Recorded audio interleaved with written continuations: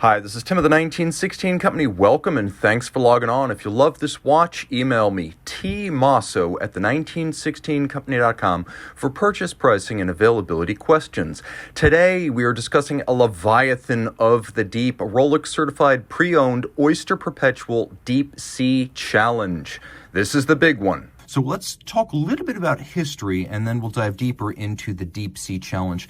The important thing to remember about Rolex extreme dive watches is that the lineage starts in the 1950s with a watch called the Deep Sea Special, with a huge vaulted plexiglass and production numbering only in the dozens. It was a very low-volume watch built from the 50s through the 60s, and it was tested to the limit of technology on January 23rd, 1960, when scientist Jacques Piccard and U.S. Navy Lieutenant Don Walsh rowed the Trieste bathyscaphe to the bottom of the Mariana Trench, which is known as the Challenger Deep, at its deepest point, the deepest part of the ocean. It's telling how great a technological challenge this was, that man only reached the lowest point in the ocean in the same decade he walked on the moon.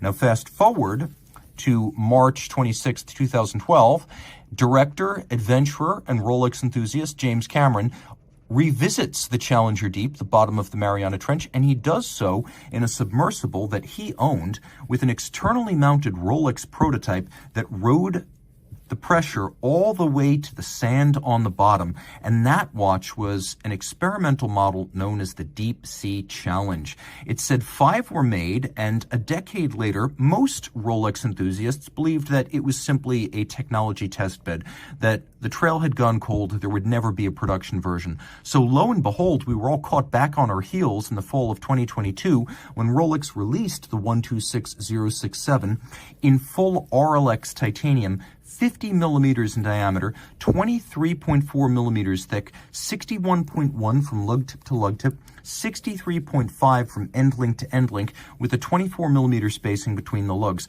Here's the crazy part. This is a much improved watch compared to the original prototype. This is not a production version of that watch. This takes everything that was great about the Deep Sea Challenge prototype and improves it. It's smaller, it's lighter, it's more technically capable. So let's detail the differences. The original Cameron prototype was made of steel. This is made of grade 5 titanium, RLX titanium.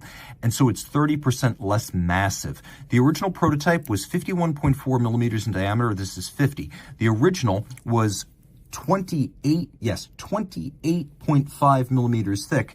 This is 23.4, so more than 5 millimeters trimmed from the thickness, primarily because the original watch, in order to bottom on the Challenger Deep, that had a 14.3 millimeter thick crystal, whereas this has a 9.5 millimeter thick crystal of sapphire. Still one of the thickest and most durable in the world, but considerably slimmer than the original. It allows the watch to be much thinner. Finally, the original watch featured a glossy black lacquer dial with a date. This is matte, anti-reflective without a date, and the original watch featured a Rolex 3135 movement, which is a COSC chronometer, whereas this features a Rolex 3230 movement, which is a superlative chronometer with a longer power reserve, and we'll talk a bit more about that when we get to the tech specs.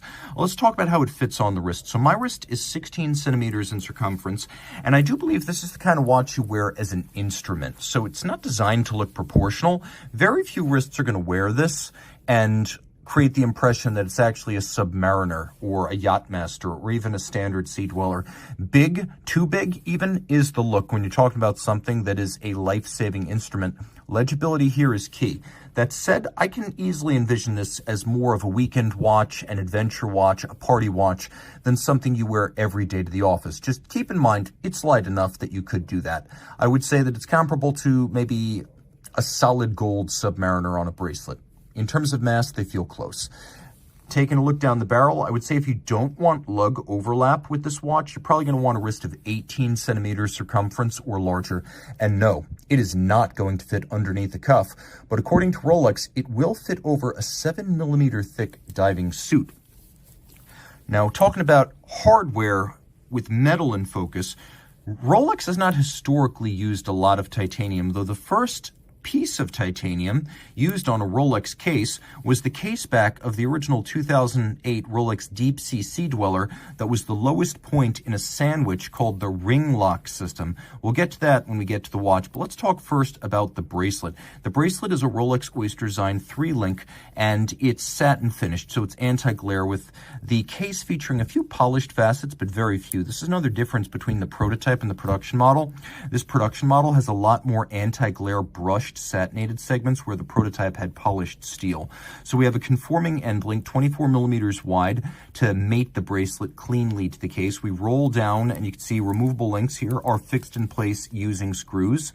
And then we've got two different extension systems. One is Fliplock. This is very similar to the fold-out dive extensions that Rolex has been using for generations. It's a very crisp system, though, so whereas many fold-out extensions feel a little bit limp or tinsel-like, you could see the machining tolerances here. They're extraordinary. There is Glidelock, but it's the type of Glidelock you don't see on a standard Submariner, for example. It's the same range of adjustability, 20 millimeters, in 2 millimeter increments, but the ability to open this trap door with the serration and make the adjustments while the watch is on the wrist means you have greater security against accidental droppage in a marine environment. And that's very important, even if this watch can withstand the lowest point in the ocean. Finding it, should you drop it there, could be a task. So this allows you to make adjustments while the watch is still on your wrist.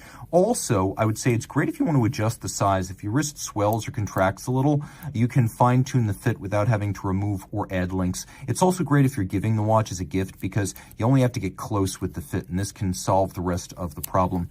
The clasp is more sophisticated than you might think at first glance. You can see we have two locking mechanisms. One is the lift lock. So you can see how there is a spring-loaded lever action here with a little beak, and then there's a hook inside the clasp. So the beak and the hook come together and snap shut. That's the first lock. The clamshell is the second lock, so very secure. This RLX titanium is a form of grade 5. So there's two types of titanium: grade 2, which is lighter than steel and hypoallergenic, and grade 5, which is all of those things, plus being harder than steel, better able to take a polish than grade 2, and more resistant to deep pitting, scratches, and scuffs. Now, this is a pre-owned timepiece, so you can see there are some marks of wear, but it's very tough overall.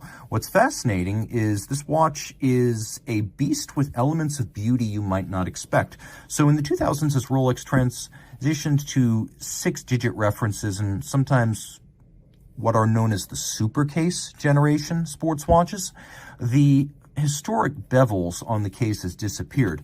Well, due to the size of this watch and the massive presence on the wrist, Rolex sought to give a nod to its history and also restore some grace. So these lovely bevels were added as a nod to the way Rolex dive watches would have been made back in the 20th century and early 21st century. So a really nice gesture. Rolex enthusiasts understand that crowns feature special ciphers. Those tell you what kind of crown it is, trip lock or twin lock, and then what it's made of. So here's a new addition to the catalog.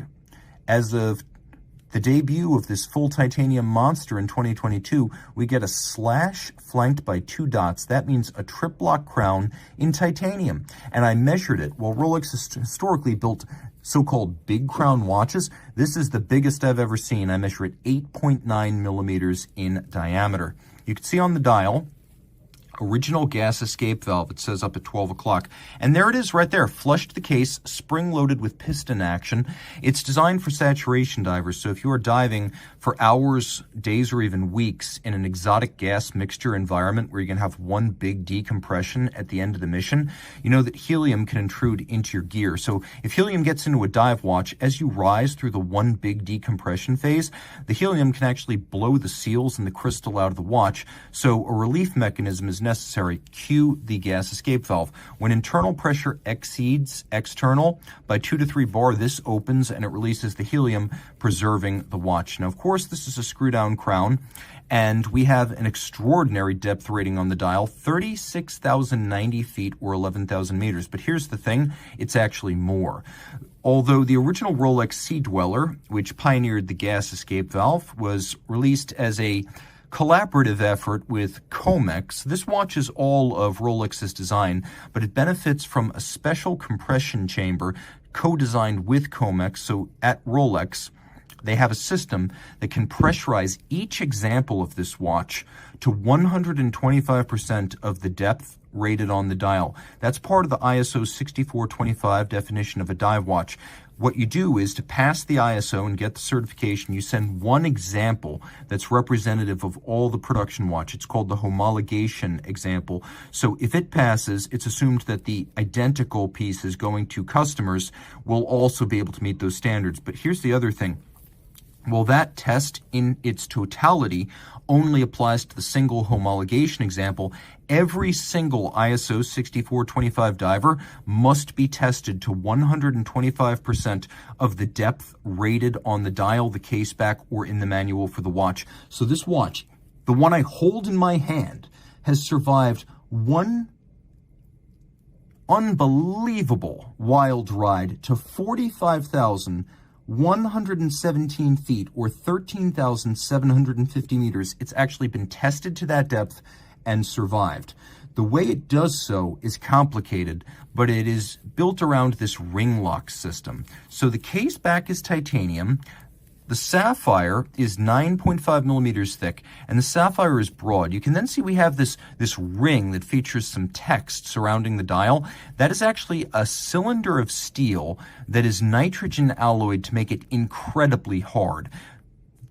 The crystal sits on the cylinder. The case back backs it up, and so it's like a sandwich that's pressed together by the pressure of the water, becoming more water resistant the more pressure is applied. And that is the ring lock system at Rolex, protected by a patent and deeply distinctive of the brand. It's super special, and it explains why there is this large plinth outboard of the dial.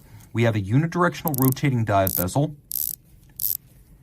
that has a very pleasing detent. I would say my impression is that it's maybe even a little bit more mechanical and sharper than the Sea-Dwellers Deepseas and Submariners, but it is still very refined. It's 120 click, which means it's the good kind of dive bezel. You can place it with greatest precision. So, loom shot, no shortage. Line the minute hand up with the bezel pearl. Now you've got a 0 to 60 minute count up dive timer. And Rolex uses a material it calls chromolite, which is a complex blend of different luminescent materials, and I'll give you all of them in a moment. But what you really need to know is that this is dusk till dawn loom. So once you've charged this and the sun goes down, you will not need to recharge it to read it until you reach daybreak.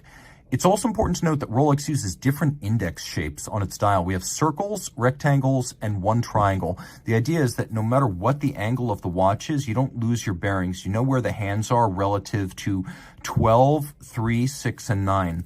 And finally, this blue tone is considered to be more legible and longer lasting in very dark conditions during protracted dives. Because Rolex does think of everything.